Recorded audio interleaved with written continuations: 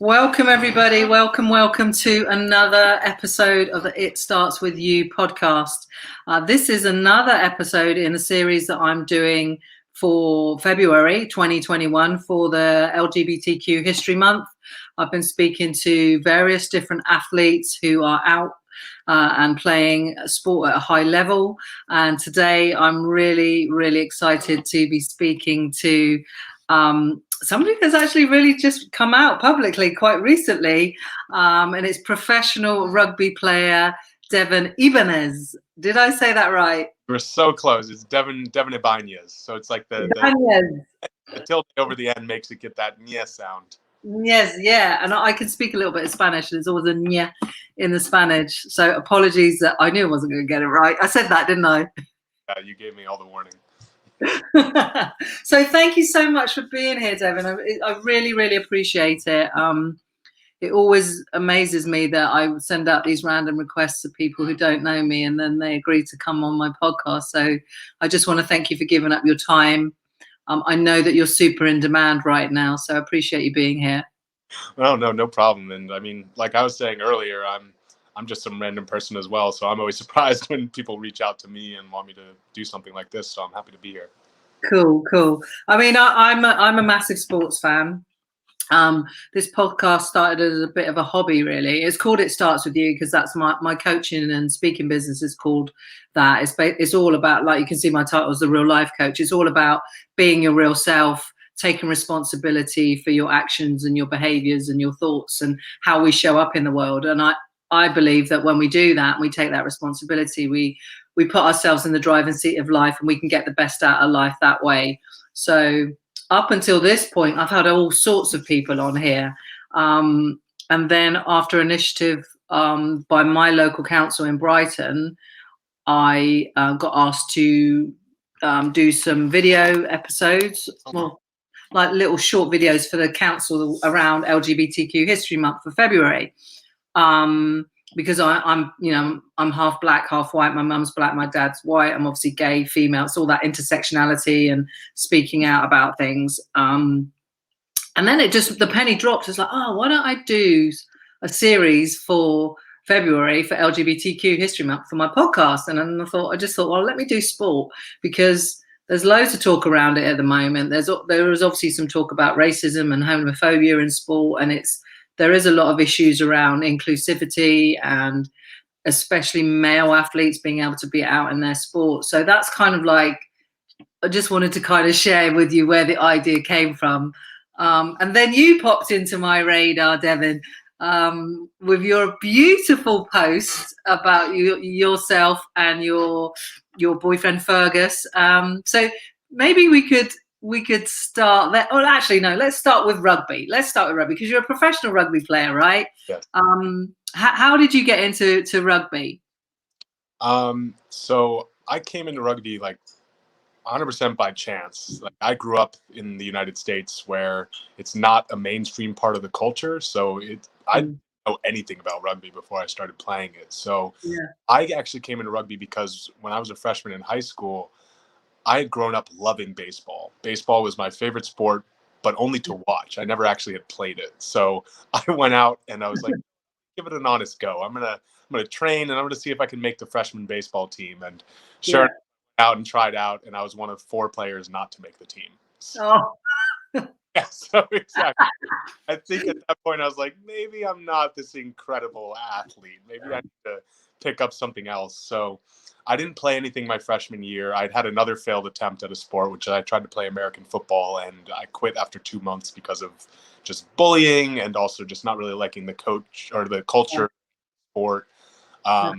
And so then it was my second year of high school that I sat down with a guidance counselor and just looked at what we had at the school. And I was lucky that the school I went to actually had the oldest high school rugby program in New England. They'd been established for years, which is really... Sorry, you cut out them. Oh, I said, sorry. We had a program that had been established 30 years prior. So it's really in the U.S. to have a high school program at all, let alone one with that kind of longevity. So that's how I found it. I went out to train. We were doing some winter trainings where we were just working on passing and playing some touch, and found out, I'm not half bad at this sport. I ended up going on to start every game on the first side for my first season playing. And from there, I was like, well, I like being competitive, and I think I found something finally that I don't suck at. So I should stick with that and see where it takes me. I like that. So where you're in Boston right now, right? Yeah. So Well, what, Brookline, it's a border town of Boston. So, right. Is that your hometown or is that because of your sport? yeah, nope. So my hometown was Brookline, Massachusetts. That's where I grew up, and I went to college out in Western Massachusetts. So I've always been sort of Massachusetts based, other than when I was traveling for my rugby career all over the world. Yeah, yeah. Cool. So that's really good because was it a necessity then to do sport? Because you said you tried baseball and that. I mean, I know in America you have like scholarships in sport and things like that, which we don't really have. Was it like, well, you've got to do some sport? There wasn't a requirement. There was a requirement at the school where if you didn't play a sport, you had to at least take a PE class. So Mm. you have to do something athletic or active. But for me, it was more of I grew up as a child with just like immense energy. Like I was the kid who they really wanted to put on ADHD medication. I was the kid, Okay. needed to be outside. And I was, if I'm being candid, before the ages of, 13, 14, I was like an absolute nightmare for a teacher. Right. Disruptive. I was fidgety, I would act out. So it was important for me to have an outlet outside of that where I could do something physical and active. So that's why after I wasn't playing something my freshman year, I was like, I really need to just do something because I've got all this energy. Energy. Yeah. Kind of place to put it. Yeah, it's challenging, isn't it? If you've got a lot of energy and it's just like Yeah, it's got to go somewhere, right? It's energy, so it has to go somewhere. they want you to sit in a classroom for 8 hours with one break. And it's like, for a lot of kids, that's just not really feasible, especially when you're that young. So for me, it just wasn't a great mix. And I actually ended up, after my sixth grade year, which would be equivalent to when I was around 10 years old, Yeah. I changed schools. So I left the public school system and I actually went to an alternative school where there was no structure, there were no classes. It was literally just you show up, and if you want to play sports all day or you want to play video games all day, like that's kind of your prerogative, but you structure everything yourself. So that was when I could kind of take the time to improve my social skills and have outlet for my energy where I wasn't confined and forced to stay in one place. So that I kind of matured a lot over those 3 years I was there. Yeah, yeah, cool. So you found rugby. Did you kind of fall in love with it, or was it just because you semi good at it, like you said that? I mean, I guess when you're good at things, you kind of enjoy them, don't you? Fall in Yeah, love with them a little bit. I think it's hard to pinpoint, right? Like I definitely did enjoy the sport itself. I mean, the big difference in culture between that and football, which are both contact intensive sports, Mm. is the positive feedback from your teammates was so much more. The culture around rugby in the US is that we're all beginners, right? Like most of Yeah, us have no idea about what the sport was growing up. So we're kind of on level playing ground. Whereas yeah, football, it's like there's all these people who've been playing it their whole lives. They know what the game is, and it's a very like try to one up each other sort of environment. Whereas rugby was more like we're learning together. But yeah, the other thing that really drew me to it was, and same thing kind of compared to American football, was it's much less rigid in its structure. And right. I think for me, like I'm not necessarily the type of person who you just tell me exactly what to do and then I remember it and I go out and do it. Like rugby poses a question to you, right? Every time you play, you're Mm. problem solving and you're working it out with your teammates on the go and you're dealing with the chaos and kind of making the most of it. So I think that really appealed to me as well because it was kind of a way to express my creativity and, challenge myself beyond just memorizing what my role was. Yeah, yeah. Oh, that's really cool. So, you say about American football, you didn't like that because it was sort of a bullying environment. What did you? Was that directed at you, or was it you didn't like the attitude and the culture within it? Both, I think that it was a big part of the culture as a whole, especially, it's just such a prevalent sport. So you get a lot of the biggest and strongest athletes, and it's all like the most kind of alpha males possible Yeah, with each other. And also with a lot of men's sports, there's just like a very clear hierarchy, right? So you come in as a freshman and you're like absolute bottom of the rung.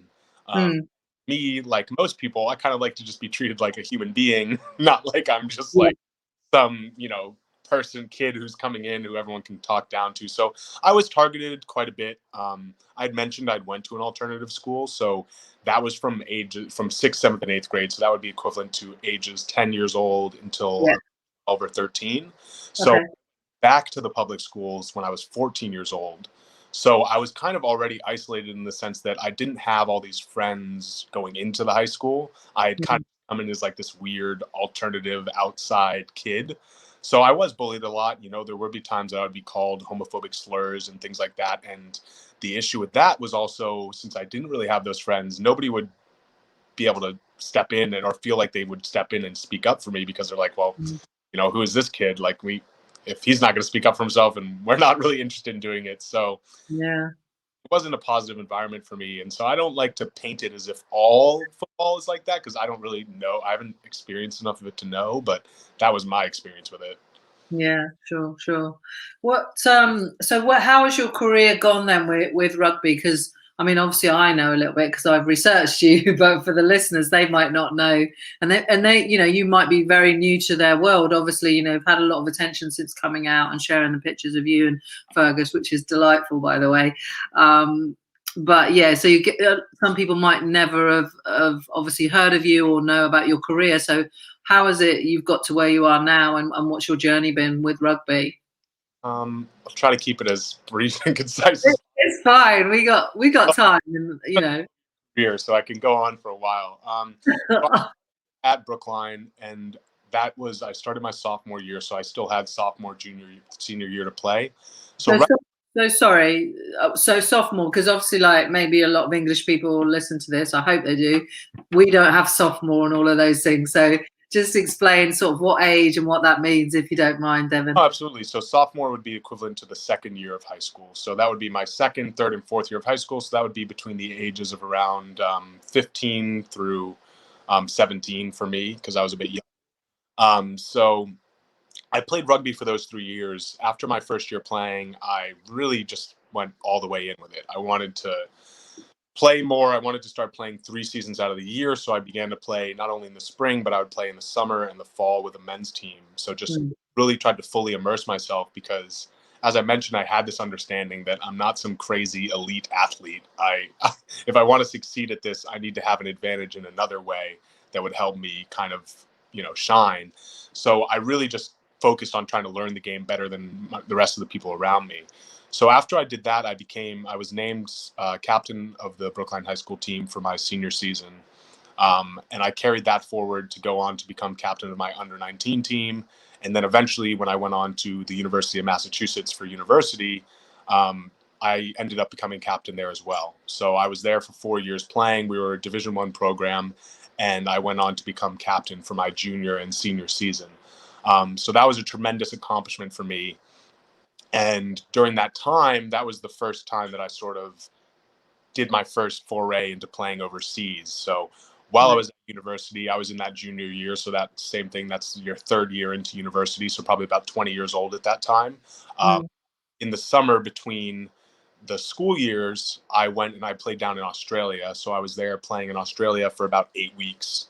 And that was my first kind of attempt at high level men's rugby. And I was still very much kind of a youth age player.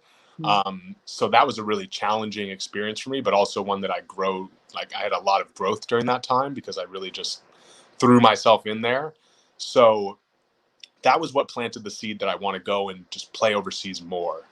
So after I finished my year in university, I graduated in 2015. I ended up going and deciding to move to New Zealand, and I went and I played in New Zealand. I was there for about 7 months, and I coached while I was there as well. I ended up coaching at a local boys' high school, which is Westlake Boys High School. Coming off of my experience in New Zealand, I was named Player of the Year, which was an incredible accomplishment for me. I was never somebody, even though I was having rugby success, I never won awards, right? I was a good leader, but I never was like acknowledged as being the best player. So to have it happen where I'm in this culture that's world renowned for how serious they were They love their rugby. Yeah, it was such an incredible honor for me to know that I'm surrounded by the best players I've ever been in with, and I still managed to stand out. So following that, that's when I went to England because I got an offer from a team in Scarborough after they'd heard about my success in New Zealand and Mm. offered to bring me there. So I played about 8 months. I took like 2 months off in between seasons. So I'd just done my first ever 20 game men's rugby season. And then I was like, you know what, let's just go right into another 20 game season, which, I think looking back, probably not the smartest idea. Okay. So I ended up getting injured kind of towards the end of my time there. And that's when I had that throat injury that we can get into later potentially. Yeah, I do want to. I'm going to ask you about your biggest challenges, and I'm assuming that's probably it. That was up there. So then after that, I went and I was selected to play with the USA Maccabea team in the World Maccabea Games in 2017. So I got a chance to represent USA, and that was amazing for me. I had actually tried out in 2013, and very similar theme to the rest of my career, I was one of the last players cut, and I didn't make the team. Right. Going into 2017, I was really motivated, and we ended up going on to win the gold medal, which was the first time USA had won in 20 years. Mm. Huge.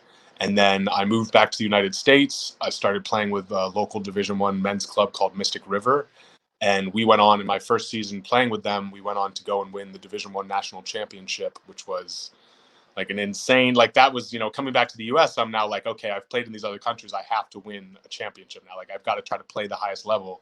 And Yeah. that straight away, I was kind of just like blown away that it had all happened so quickly. So then from there, that's when I ended up getting signed to my first professional contract. Mystic River had won 2 out of the last 3 Division One national championships. So Mm.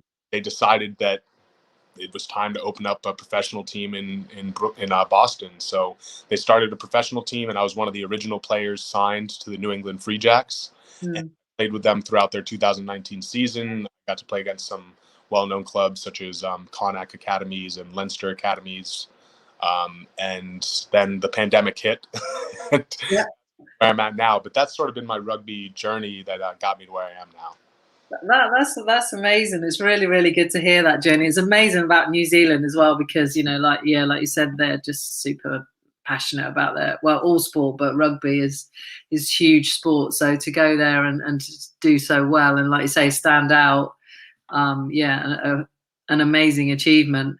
But how is rugby now in the USA then? Because obviously there are teams, well-established teams, and you've got a professional contract. How does that kind of play out as compared to other sports? Now, obviously, I know, soccer, or as you guys call it, there's a lot of money and a lot of viewership. But how is rugby viewed over there? How many people would turn up to a game? Is there money coming into the sport? How is it now?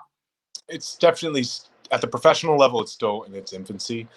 This is actually the second professional rugby league that's been tried in the U.S. There was another one that happened about 5 years ago that only lasted 1 season, and then they shut it down. So Mm. ours, the second Major League Rugby, is the second attempt at that, and they're Mm. now their 3rd or 4th season, I believe. So it's already been more successful in terms of viewership. I think that you'll have some games where fans, I'd say maybe, between 8 and 10,000 fans will show up on a really, like, that would be like a top kind of turnout. But in general, I'd say it's like a couple thousand. So Yeah. there is a base there. I think that it's still just very niche in a lot of ways, and it's still kind of finding its legs. But Yeah. what's been a little bit interesting is since the start of the professional league, the domestic game in terms of amateur has kind of suffered because all Right. the top players had to get pulled up, and the infrastructure Um, hasn't necessarily been there that there's enough quality players to still be playing a high level of Division One club rugby. So that's right. one of the I wouldn't say adverse effects necessarily, but just one of the consequences of trying to start. Yeah. Yeah, because you need that to come up through. You need the grassroots and the lower leagues to eventually obviously come up through to the top and represent your country and everything. So yeah, that yeah, I can understand that. But it's good that it's growing and that you've got this contract, which is amazing, to play in your home country. So I mean, would you play in the UK again? Is that ambition? Yes, absolutely. I mean, I was definitely put off for a little while after my experience in Scarborough, but I really would like to get back there. I've mentioned my partner is based in the UK, Yeah. based studying. He's in medical school right now, so it's not really in a position where he could be relocating right now. So I would love to just go and play over there, either if it was professional or just a really high level amateur team. Mm. There's a lot of challenging, good rugby to be played in the UK. So I would love to get over there again and give it a try where hopefully I don't almost die. The ideal. Yeah, yeah. So obviously you mentioned your partner Fergus, and obviously this podcast is about what it's like being out in your sport and playing at a high level. And you recently, I guess, publicly came out. Uh, I guess, like, was it like about 3 or 4 weeks ago? I guess maybe Like 33, 32-ish days, something like that. not the accounting. Roughly. Yeah. Yeah. So let me just ask you a little bit about your journey then to that, and were you sort of when you were a kid, were you sort of thinking that you were attracted to men and that you were gay, or was it something that came later on? What was your sort of journey? So I've actually had kind of an interesting journey in the sense that I came out to my parents when I was 12 years old. Oh, cool. I never read that anywhere. Yeah, so it wasn't something that like you said, it wasn't like some revelation that I had late in life. I was very aware that that was a part of myself, and that my parents and family were supportive of that and aware of it. I think for me, the difficulty just became bridging the gap of feeling comfortable sharing that in a rugby space, which is obviously, like, as I mentioned, kind of full of like the most like hyper masculine, it's all, guys who want to go out there and tackle, and, you're literally putting your physical strength against somebody else's physical strength. So it can be a very, heteronormative kind of a culture.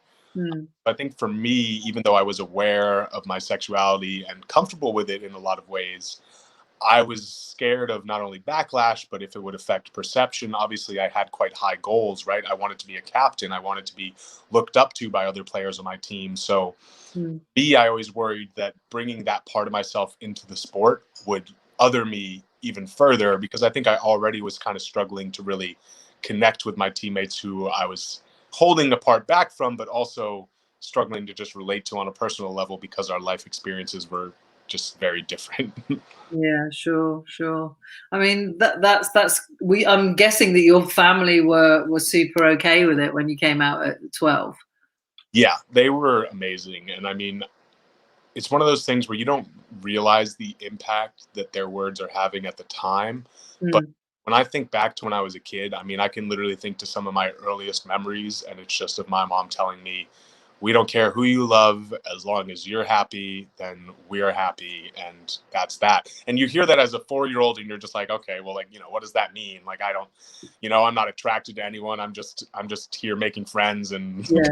life. So when you then realize that the impact that those words could have long term, where now I start having those feelings where I'm starting to think about my sexuality, and now I already know that, oh, I don't even need to think about if they're going to be okay with it, because they've kind of just like drilled it into my head from such Yeah. an age that we're going to accept you no matter what. So if this is the direction you're going to go with it, then cool, we're going to be fully supportive of you. So that had an effect on me, but also my sister, who is also a proud, openly lesbian and has a partner, and they live together in the UK. So we both kind of felt that support. Mm. That's really, really nice to hear. And so, was it sort of, I guess, once you started getting into your sport and then getting around sort of like alpha males, was it something that you suppressed? Did you feel that the need to do that? I think that I definitely did suppress it, but I don't think that I understood or knew that I was suppressing it. I think for me, I just had compartmentalized it, right? I told myself that, yes, this is a part of myself, but it's just that, right? It's just a part of myself. You don't necessarily have to share every single part of yourself with everybody around you. So for me, I just felt like, yeah, I can still do this rugby stuff. I can still have all these friends and do it, and just not bring it into the equation, and just kind of keep my head down and live my life. And I think that that worked for a while, but then I think obviously as time goes on, and then you're starting to get to the age where maybe you'd have relationships and Yeah. meeting other people, then then it becomes more complicated, right? Then it doesn't just become about, oh, I'm going to keep this detail apart from myself. Now it becomes, if I'm seeing somebody, well, I need to keep our relationship apart from it, or I need to not even feel comfortable going out and meeting people because I'm worried other people will find out. Like that was an experience that I felt more in college. I think that in high school, you're still trying to figure things out. So I didn't necessarily feel like I was suppressing anything because I wasn't really ready for relationships or anything at that time. When I was at university, we were in such a small university town that I didn't feel comfortable getting on like Tinder or a Grinder or any other kind of a dating app because I knew that it was very likely that somebody else who I knew would see it. And there was even a situation where I did end up doing that. I ended up changing my Tinder to like say, also interested in men. And I'd swiped for, maybe a week. And then I had a female friend of mine at school be like, hey, like my friend who's gay said that they saw you on Tinder. Like, I don't know if somebody like pranked you and changed your gender. And I was like, yeah, that's really weird. I don't know what happened with that. So it was like, I just didn't even feel comfortable to like talk to, or because I didn't want everyone to find out in my team. Yeah, there's no hiding places really. No, Um, it's all very town. difficult.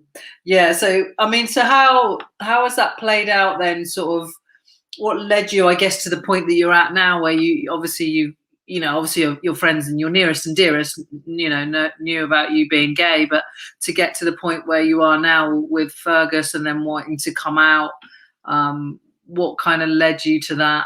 To kind of, I guess, publicly declare it, really. Um, but there were a lot of situations. I mean, I mentioned that injury that I'd had in 2017 where I fractured my throat.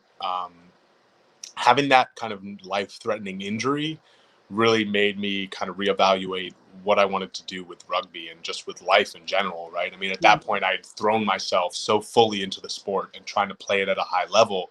I was like, well, is playing at a really high level really the only thing that matters to me? Like, it's important to me and I'm a competitive person, but what are other things that are meaningful to me?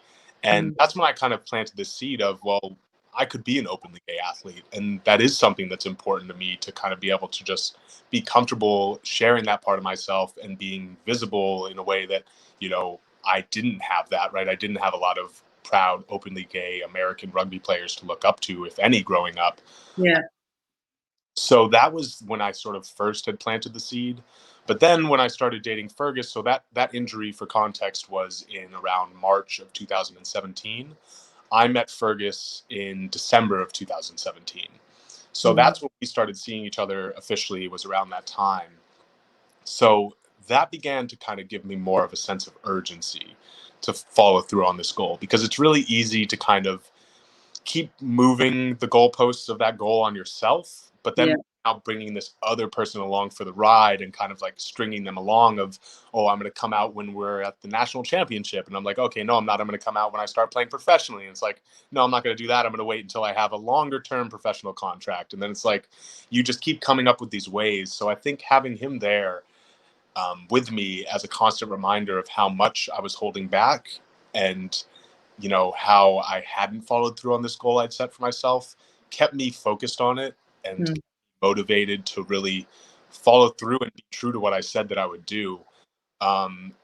In terms of a bit of closer on, I know this is a lot of catalysts, and I think this is the one thing I struggle with when I'm doing interviews, because it's like, it's not just this one thing, right? No, it's fun. I think you see that in the movies, don't you? It's like this pivotal moment and this, but actually, in reality, there is, I think for the majority of us, there are a few things that that get you to that point. Yeah, I think the final, almost, as the saying goes, straw that broke the camel's back was in November. Me and Fergus have been struggling. We've been apart for almost all of the pandemic. He's based in the UK. I'm based in Boston. So we haven't seen each other much. We don't have control over when we're going to see each other. So we were both really struggling mentally. We were struggling with our mental health and battling, anxiety and depression. And in November, I had a situation where my dog, I had a year-old dog named Ruby, and she suddenly passed away. And I was just like completely devastated. I mean, she had been such a massive support for me throughout the pandemic and just like a constant source of joy. So when that happened, I really like fell all the way off. And I went from being optimistic about trying to be with Fergus, and really just to not being able to see a path for myself, and really starting to get into that kind of depressed mindset where you don't see a path forward for yourself. Yeah. So that's when I really sat down and I wrote out, here's a full list of goals and of things that I want to do that would make my life immediately better. You know, even small things such as like doing my laundry at this specific day every time out of the week, and making sure that I brush my teeth like really small goals to just sort of take back that control. Yeah. One of those longer term goals was I want to make a public coming out post, because this is something that's been weighing on my relationship. It's been weighing on me as well as my partner. This is something that we don't control when we see each other, but I could control this, and I can do this, and it will have this immediate measurable effect on us both. So I think that event is really what cemented it for me of like, things are bad right now and I need to make a change, and this is a change that I can make that will have that effect. And that was sort of that final push for me to say, like, this is the time to do it. Yeah. I can relate to the dog thing. My dog passed away. I've got another dog, by the way. She's over there sleeping, but February is coming up to the anniversary of his death, and he was nearly 10. So, and I went through, my relationship broke down. I went through a divorce last year. My dad died, my dog died, and I got a divorce last year. It was a great year last year, but I can just relate, how, I guess if you're not a dog or a cat, an animal person, then it's very difficult. But I really felt, losing my dog was put me in a very dark place. It's so difficult. And I felt the same thing, where it's like I almost felt like it wasn't appropriate for me to say like this awful thing happened of my dog passed away, because I know there's so many people who are experiencing, like you mentioned, like your father passing away and all these things. Like there's so many people who are experiencing so much worse, that for me, I felt a little bit strange being like, my dog passing away was this huge event for me that really spurred me. But the reality of what happened, and I mean, she meant so much to me that I really did feel inspired to follow through on those things. Yeah, no, absolutely. And it's your experience, right? It doesn't, I know we do that, don't we? We measure and compare to others and what they're experiencing or who they are and how they're showing up. But actually, it's just you. It's just you and it's your experience. But I can totally, resonate with what you're saying, and the impact that, losing a beloved pet can be truly devastating. They are a constant source of, well, joy, as well as the smelly farts. That's not so good. but yeah, I totally get it. Was obviously with Fergus, and was he sort of, was there any pressure from him? I'm assuming not. I'm assuming that he was just out, and was he sort of like hoping that you'd come out one day? How was it with you guys? Yeah, I wouldn't say that there was pressure from him necessarily, not intentionally put. I think I felt it, because obviously I want my partner to be happy and I want to do things that will aid that. Yeah, sure. But for him, he had been open. Like, him being openly gay was not even like a question that he had to think like, am I going to express this? Like, it was just something he was very comfortable with and very open. So when I'd met him, and now he knew that I was not really open in my social media and in my rugby circles, I was asking him to kind of make compromises for me. I was asking him to not post pictures of us on Facebook, and I was asking him if he was going to post about us on Instagram to make his Instagram account private so that it wouldn't cross over with my rugby teammates. So as understanding as he was of those things, there were a lot of times where we had to sit down and have that difficult conversation of, are you asking me to do these things because you're not comfortable coming out in this space yet and you're worried about backlash, or is it because you're ashamed of me and you're ashamed of our relationship? Yeah. So you can only have that difficult conversation so many times before you have to kind of follow through, show that, yes, this is something I'm serious about doing. It is something that's meaningful to me, and I'm going to make it happen. And I think there were a lot of times with myself that I was questioning, like, am I really going to follow through with this? Like, how long am I going to keep pushing this back for? Yeah. So it did become extremely difficult for us, because, I hated that it made him feel that way. And that broke my heart, was the idea that he would think that I didn't really love him as much as I said I did, or that I wasn't genuine in my, desire to share a relationship. So I think that he didn't put a pressure on me. He was extremely understanding and saying that, you know, I understand you're on this journey and I'm going to be patient with you and I'm going to kind of just be there to help you along the way. But it was definitely still always a thing that I was aware of, you know.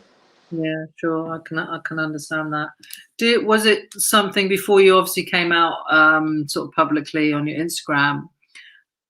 Did you kind of go to your teammates, to your club? Did you say anything to them? Um, no, I mean, I think that's kind of one of the another thing that I haven't really touched on that kind of made it almost easier doing it in this way is I haven't been able to play in a year. You know, Yeah. like, I'm this tremendous distance from rugby and rugby community, which is a bad thing in a lot of ways, but also was a good thing in the sense that it really just gave me time to think inwardly, right? And not think about other people's perceptions or having to Mm, necessarily go face to face with them every single, week or day. So I think that with the pandemic and being able to just control a message that I'm making and just put it out on social media and have everybody who is, close-ish to me and would follow my social media and stuff, that I could just put it out there in that way. And I would kind of just be able to blanket tell all these people who have been a part of my rugby journey and not have to have that awkward conversation where it's me standing in front of a group of my teammates being like, hey guys, by the way, I'm gay. Like, I always really found that very difficult to kind of breach that conversation because I mm, wasn't always sure if it was relevant or if it would be seen as kind of me just doing an attention grab or things like that. So I think that having it be something where I wasn't necessarily trying to get attention, it was literally just me putting a message out there, kind of almost like an open love letter to my boyfriend and just saying, hey, this is me, this is my experiences, and just doing it for myself. I wasn't doing yeah. it other than for myself and my partner's happiness. Of course, it had crossed my mind that it would hopefully be impactful for others, but that wasn't the primary driving force behind it. Mm. Did you? I appreciate your honesty with sharing all of this. By the way, yeah, I really, really do. But how have you? Have you? Your teammates? Have they? Have you had any contact with them? I'm assuming that you're not training right now. So we are actually we have, Oh, okay.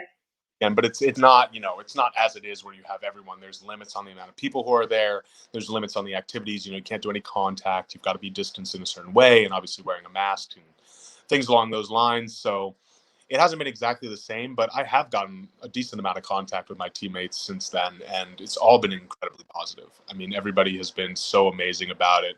People who, I know are not LGBTQ or I wouldn't necessarily expect to be particularly moved by it have taken me aside and told me how much they're affected by it. And I think that hearing from the people who have been affected by it has been kind of surprising, and seeing that it's not necessarily who I would expect, right? It's just normal teammates that I have who don't identify in that way, who are just saying, you've made me realize that this is important because I'm now thinking back to all these teams over the years and the fact that I haven't played with a single openly gay rugby player who's playing at that top division level. So I think that seeing that has been really motivating and inspiring to me to kind of let me know that what I'm doing is not only meaningful for the LGBTQ community, but it's also going to potentially be meaningful for our sport as a whole, and just sort of understanding that there are still these issues we need to work towards. Yeah, absolutely. Do you think that had you been playing in England, it would have been any different? I mean, it's like a crystal ball question, really, I guess. Um, Not necessarily. When I was playing in England, I had a very similar situation of I was in a very small town. Scarborough, for those who know, is not like a massive, bustling, you No, know. never been to Scarborough, but Yeah, so yeah. it was a pretty small town, and so I was seeing somebody at the time, not the same partner I'm seeing now, but I was seeing somebody at the time when I was there, and the team found out about it because it's like they asked me, "Are you coming out with us tonight?" Or, "Oh, what are you up to tonight?" Or, "What are you doing this night out of the week?" And I'm just like, "I'm going to be at this, I'm going to be at a person's house," and like I'm just keeping it as vague as possible. And eventually, they would just find out from where I am all the time. They would just uh, figured out that I was seeing a man, and that they, figured out who I was seeing and all this stuff. So they kind of outed me, not necessarily in a malicious way, but more they took me aside and were like, look, like are you seeing this person? And I'm just like, yes. And they're like, okay, well, like, we don't care. Like, that's, Yeah. and I just still felt very uncomfortable because I hadn't imparted that information, and Right. appreciated them taking me aside and supporting me in that way. But at the same time, it made me feel more uncomfortable because now they almost felt like I had imparted that information, right? Like they felt like I had shared that with them and they were comfortable with it now. So what that kind of meant for me was there would be situations where I would have teammates who would feel comfortable making jokes about my sexuality and things like that, where for example, one situation was I was doing coaching and I was coaching kids, under the age of 18, men's, boys players and things like that. And they made a joke about my sexuality in front of kids that I was coaching. And Right. for me, obviously, like that's not something I feel like needs to cross over into that part of my life. Like I'm happy to be Mm. open about it. But when I'm not the person imparting that and you're kind of making fun of it in front of that kind of a space, like that made me feel extremely uncomfortable and made me feel more isolated in a lot of ways. So I think that while they were very well intentioned, it is possible to be too comfortable with it and level of comfort than the person themselves is. So I think that was my experience in the UK. And I guess for you, you weren't quite ready. Like obviously now that you've had this journey to get to where you are now, and you're ready to go. You know what? This is me. This is a part of me.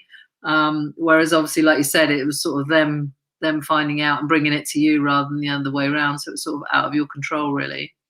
Yeah, and I think that is an important part, that people kind of will miss sometimes is that, it is, you can have all the perfect environments and all the perfect scenarios where somebody should, in theory, feel comfortable coming out, but Mm. have everything right. If that person's just not there yet and they're not ready to share that, then you kind of just have to be patient with them and let them do it at their own pace. I don't think that pulling people out of the closet usually ends well, but sometimes maybe it's what people need. But in my experience, it was not what I wanted or needed at that time. No, I can imagine. Yeah, can imagine. Um, I'm conscious of time, so I want to obviously delve into, I guess, a little bit of your highs and lows. Now, I think I know the low. So let's go. So your greatest challenge to date in rugby, or just in life, really? Um, Definitely that throat injury I mentioned. So, I'll tell the short version of the story, which is I went to make a tackle and I took a shoulder directly to the Adam's apple. And it was a situation where I was immediately kind of dry heaving on the field and Mm. I had immediate change in my voice where it immediately went to this like raspy, bad Christian Bale Batman impression, just like really, just like barely able to even kind of force whisper words out. After the match, I finished the game. The trainer told me, "Oh, as long as you can breathe unobstructed, you're fine to play on." Don't take that advice, people. If throat, please go and sit yourself down on the sideline. Um, This is in Scarborough. this was for Scarborough. Yeah, we weren't Yeah, Scarborough at the time. It was an away match in Settle. yeah, but you're But playing for that's Scarborough. Yeah, yeah. Scarborough. So after the match, I had a tickle in my throat and I coughed and I actually coughed up blood. Uh, Mm. so it was at that point where I was kind of aware that my injury was more serious. And the trainer, the one who told me to play on, said that I should probably go to A&E. Unfortunately, since we were so far away, I had to just wait for the team bus. So I was just sitting in the back of the team bus, spitting into a cup because it hurt too much to swallow my own spit. And they came on the bus and they're like, "Devin, you won man of the match." And I'm like, "Great. Can we go to the hospital? Like, can we leave?"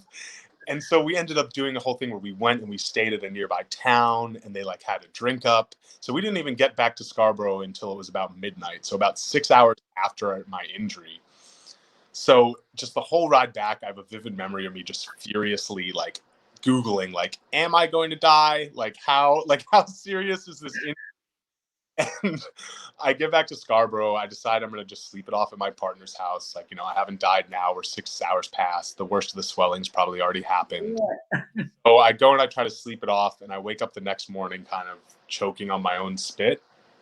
And so that's when I decided I had to go to the emergency room.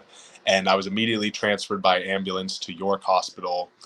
And that's where they did all the scans and everything. They put me on oral steroids for the swelling as well as morphine for the pain.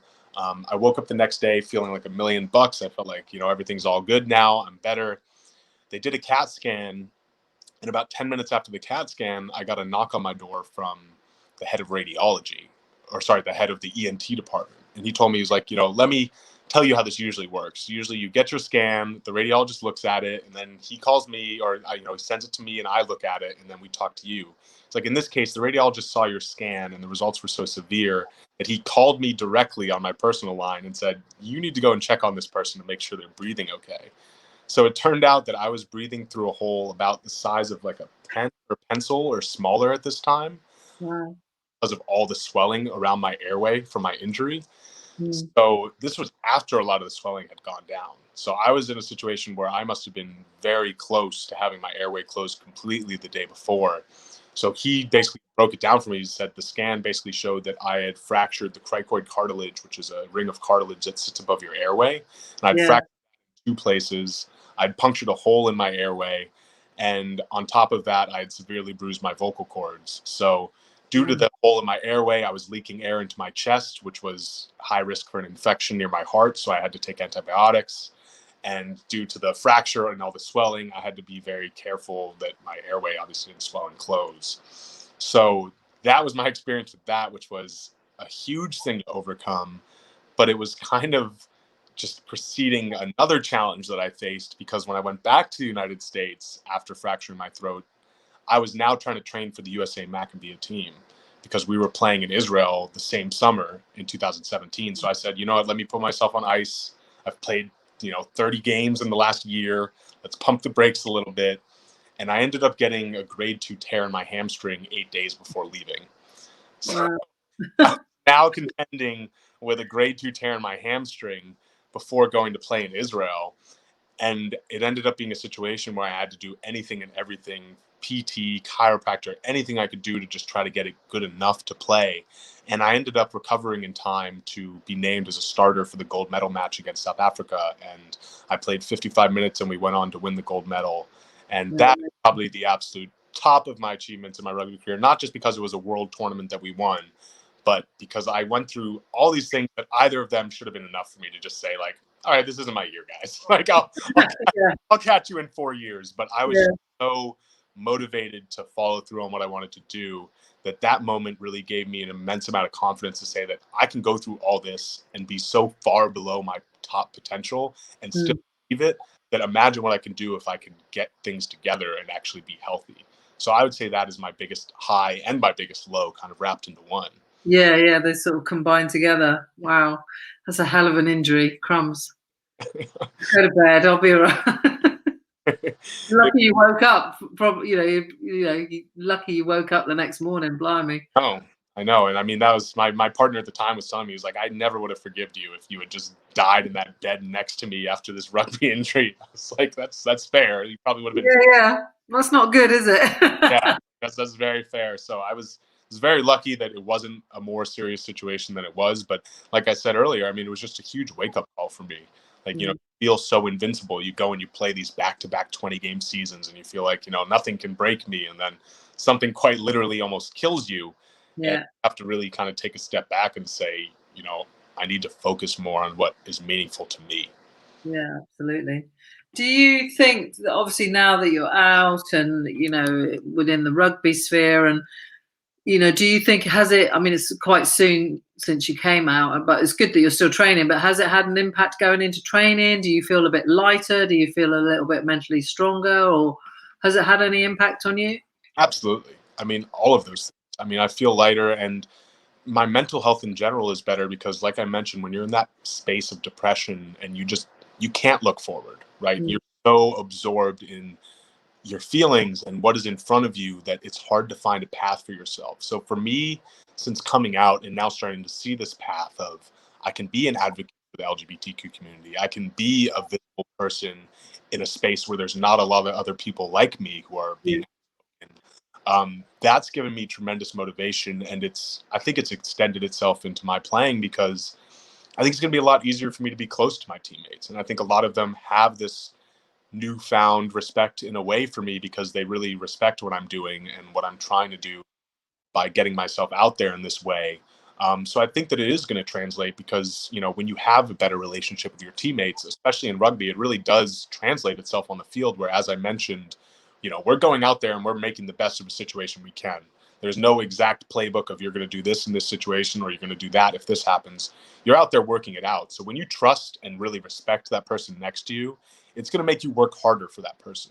So I think that it is really going to be an important for me once we actually start playing games again. And I do feel more. Yeah. Yeah. I mean, I've heard that a lot, and sort of, I know that from my personal experience, but I've definitely heard it a lot from other people. Because how we feel, right?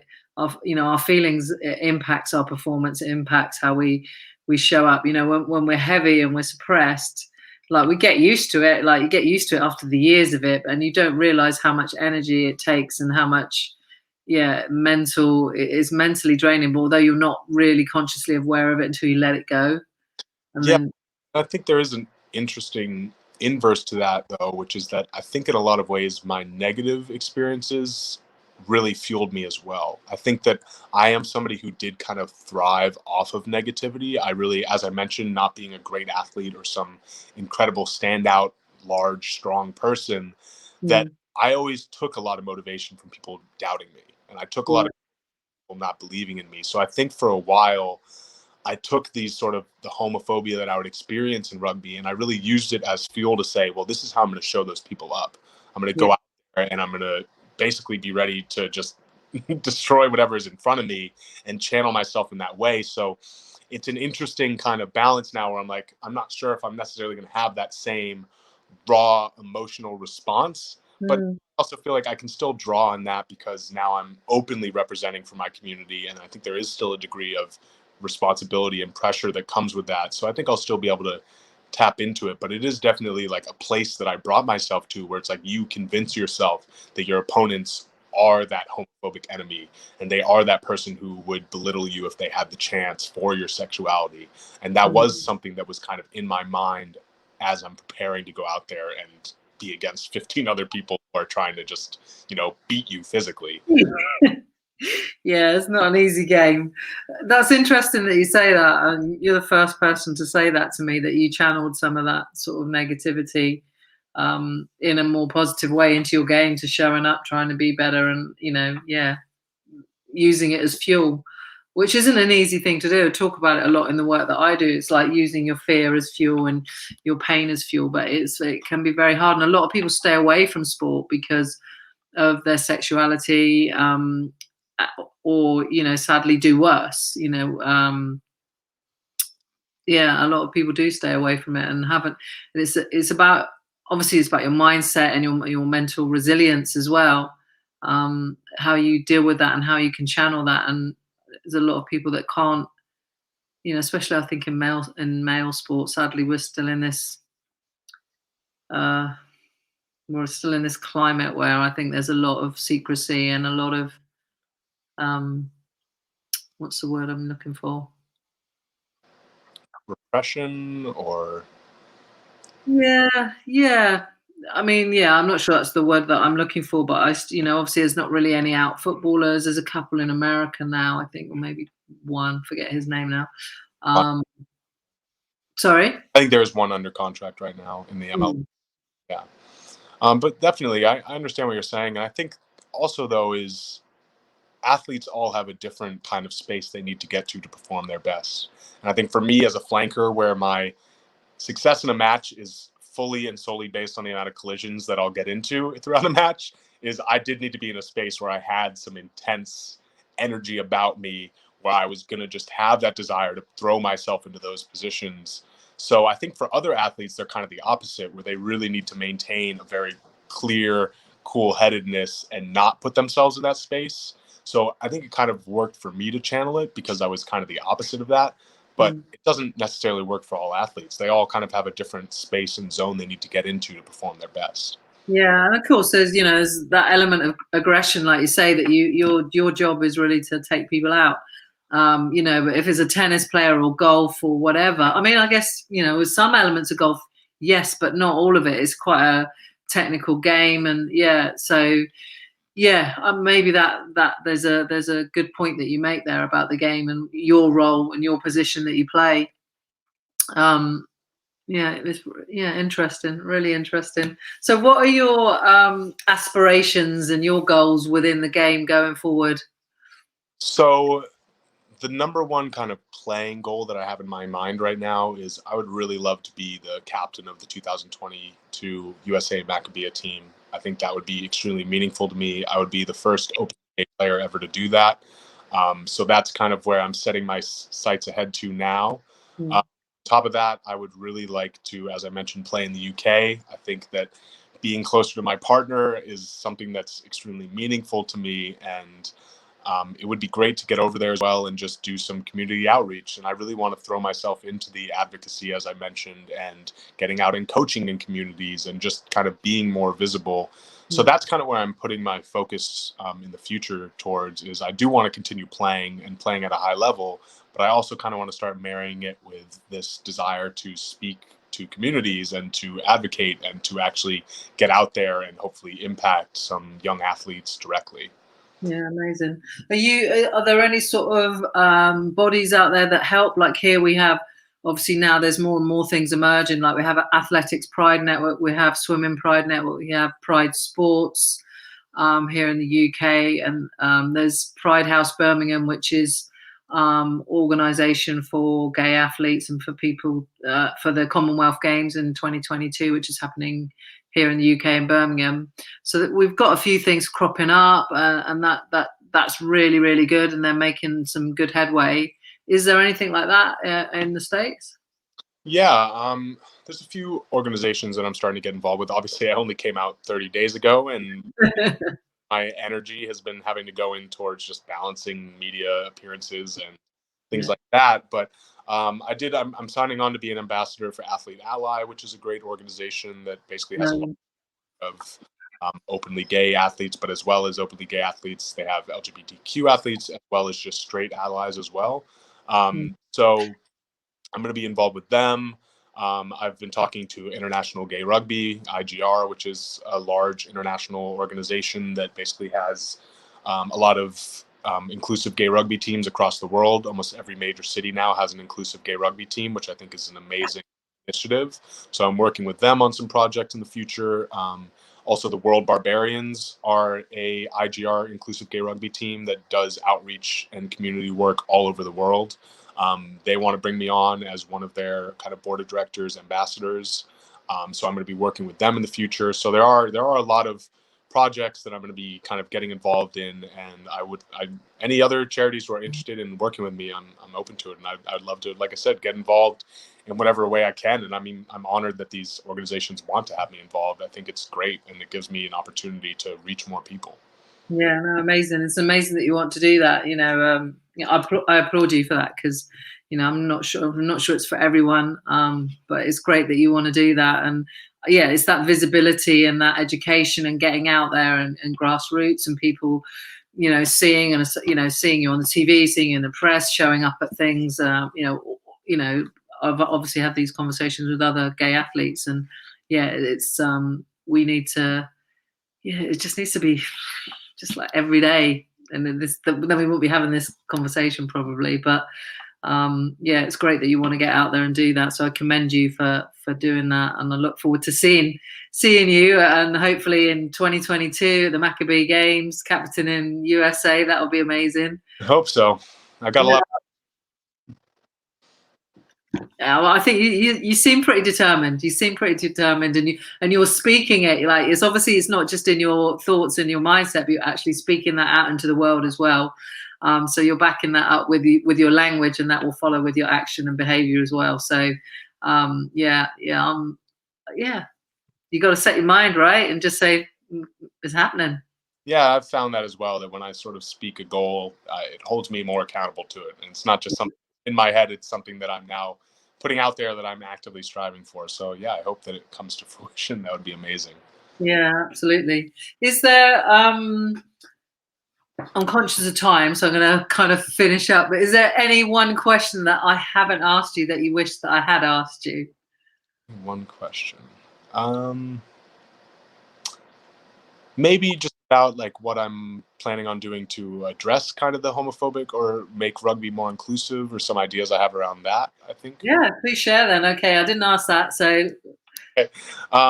your own question. And to answer my own question that I just myself, one of the big things that I want to focus on straight away is there's this concept that rugby is the most inclusive sport. And it's something that you hear thrown around a lot in the rugby community, is that we are the most inclusive sport because we encompass all different body types. And the women's side of the game is a massive safe haven for a lot of LGBTQ athletes. And it's kind of assumed that female rugby players will be gay or be openly, LGBTQ. On the men's side, it's the complete inverse, right? It's assumed that all athletes are straight and masculine and, cis men. So one of the things I want to kind of work on is starting a conversation around how inclusive rugby actually is, and if our words are really lining up with the actions of the community. And one way I want to do that is by bringing more attention to the recent ban by by World Rugby. World Rugby recently passed a ban that bans trans athletes from participating in international competition. And I think that that's not something that's been talked about enough, because the entire men's side of the game has kind of been either buttoning their lip or speaking out in favor of the ban because they don't have trans athletes that they know personally. If you're a women's rugby player, almost all of them will say that they have played with a trans athlete at one time. And there's not that same connection in the men's side of the community.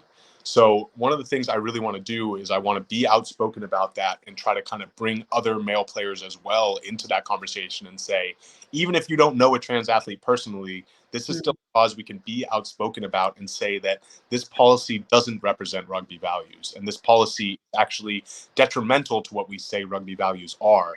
And so I'm hoping that I can do something around that. I'm working on an idea for a project where hopefully we can kind of put some pressure on World Rugby to respond to it and be more accountable for that decision. Because as I said, it just goes against everything that rugby is about. Yeah. Well, that's amazing that you want to do that, Devin. It really is. And, we need more people like you in the world and in the community that are willing to stand up and speak out. And yeah, again, I commend you for doing that. And I hope that World Rugby do look at that and listen to you, and that you get whatever the initiative is that you're working on, that it develops, and and it obviously that it works, more importantly. But it's having those conversations, isn't it? And it's opening the dialogue, which can sometimes be quite challenging. Yeah, it's very difficult, but I think that once we get that conversation going, I think that it will be really difficult to ignore for the rugby community, because we really try to hold this idea that we are the most inclusive.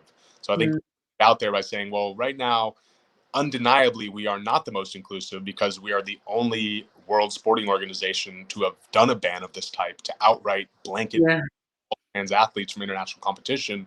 You can't really hold that opinion anymore, because your opinion is just no longer factual, because we are now one of the most discriminatory sports. So I'm hoping that conversation will be able to kind of spur some, measurable change, as you were saying. Yeah, absolutely. That's amazing. And thank you for that question that I didn't ask.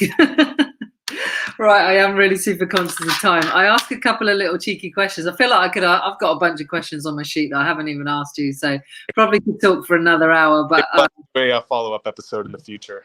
Yeah, let's do round 2. Let's see where you are.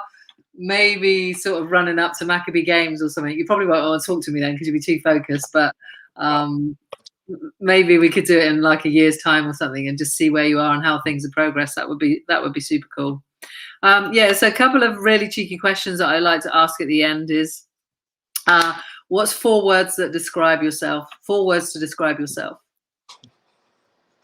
I'd say silly, determined, passionate, and